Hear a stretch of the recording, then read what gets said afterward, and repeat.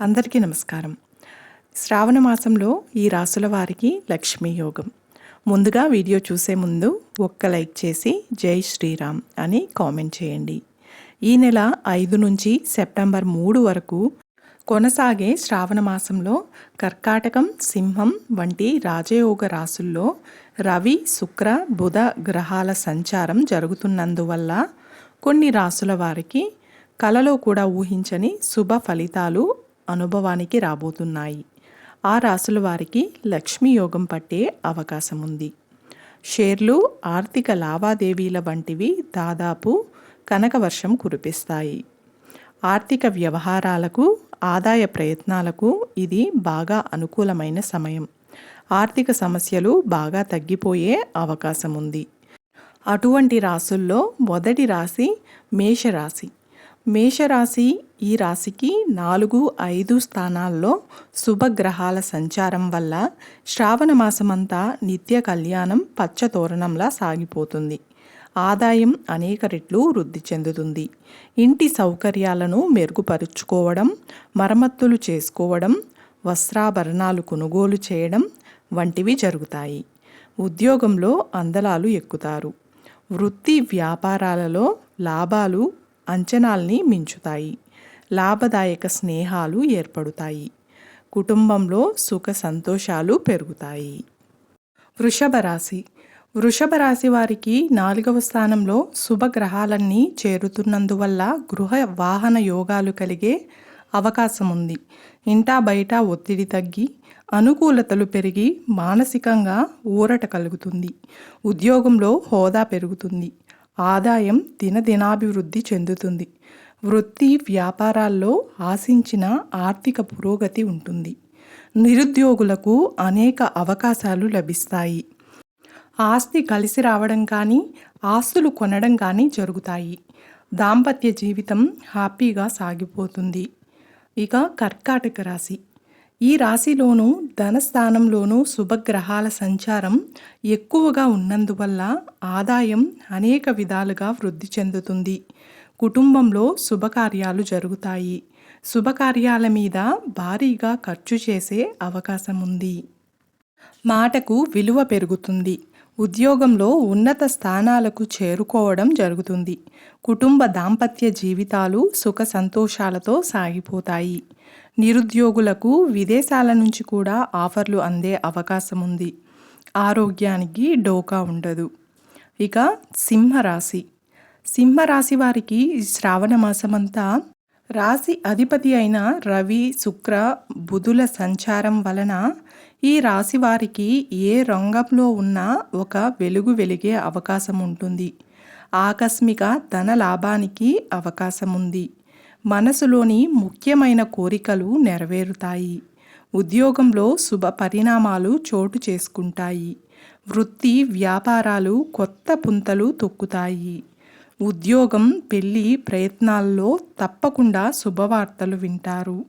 అనేక విధాలుగా ఆదాయం పెరిగి ఆర్థిక సమస్యలు తగ్గుతాయి. ఇక తులారాశి. శ్రావణ మాసంలో ఈ తులారాశికి లాభస్థానంలో శుభగ్రహాలు, శుభస్థానాధిపతుల సంచారం వల్ల రాజయోగం పడుతుంది. ఏ రంగంలో ఉన్నవారైనా ఊహించని అభివృద్ధిని సాధిస్తారు. ఉద్యోగంలో అందలాలు ఎక్కడం జరుగుతుంది. ఉన్నతాధికారి అయ్యే అవకాశం ఉంది. వృత్తి వ్యాపారాలలోనూ విస్తరించే ప్రయత్నాలు చేస్తారు. లాభదాయక పరిచయాలు ఏర్పడతాయి. ఏ ప్రయత్నం తలపెట్టినా విజయవంతమవుతుంది. ఆదాయం ఇబ్బడి ముబ్బడిగా పెరుగుతుంది. ఆరోగ్యం బాగా మెరుగుపడుతుంది. ఇక వృశ్చిక రాశి. వృశ్చిక రాశి వారికి శ్రావణ మాసంలో ఈ రాశికి 9వ, 10వ స్థానాల్లో శుభగ్రహాల సంచారం వల్ల ఊహించని ధనయోగం పడుతుంది. అనేక విధాలుగా ఆదాయం పెరగడంతో పాటు ఆకస్మిక ధన లాభానికి కూడా అవకాశం ఉంది. ముఖ్యమైన అవసరాలు తీరిపోవడంతో పాటు ఆర్థిక సమస్యల నుంచి చాలా వరకు విముక్తి లభిస్తుంది. ఉద్యోగంలో జీతభత్యాల రాబడి బాగా పెరిగే సూచనలున్నాయి. వృత్తి వ్యాపారాల్లో లాభాలు అంచనాల్ని మించుతాయి. విదేశీ సొమ్ము అనుభవించే యోగం కూడా ఉంది. ఇక శ్రావణ మాసం వచ్చేసింది. శ్రావణ మాసం అంటేనే పండుగలు, పెళ్ళిళ్ళు, అలాగే లక్ష్మీదేవి పూజలు.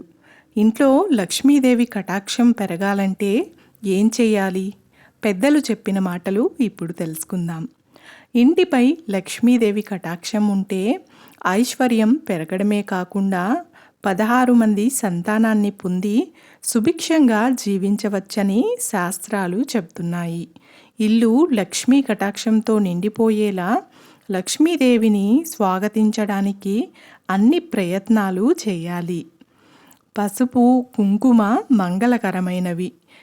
శ్రావణ మాసంలో ఇంటికి వచ్చే ముత్తైదువులకు శ్రావణ మాసంలోనే కాదు, మంగళ శుక్రవారాలలో ఇంటికి వచ్చే ముత్తైదువులకు పసుపు, కుంకుమ, పూలు, వీలైతే చీర, జాకెట్టు కనుక కానుకగా సమర్పించడం వలన మనం గత జన్మలో చేసిన పాపాలన్నీ తొలగిపోతాయని నమ్ముతారు.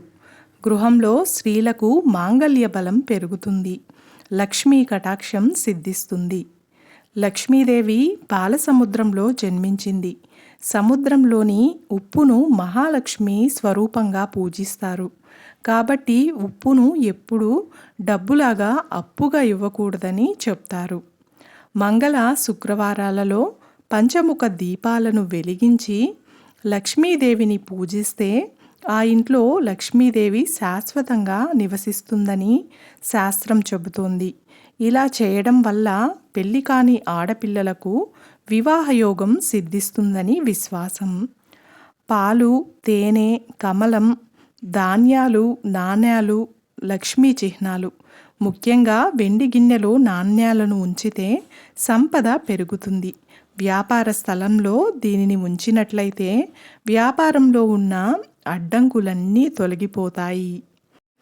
అలాగే మన అరచేతుల్లో మహాలక్ష్మీదేవి నివసిస్తుందని శాస్త్రం చెబుతోంది. కాబట్టి ఉదయాన్నే నిద్ర లేచిన వెంటనే 2 అరచేతులను స్త్రీలు ఎప్పుడూ జుట్టు విరబోసుకుని ఉండకూడదు. అలా ఉంటే ఇంట్లో జ్యేష్ఠాదేవి వచ్చి కూర్చుంటుంది.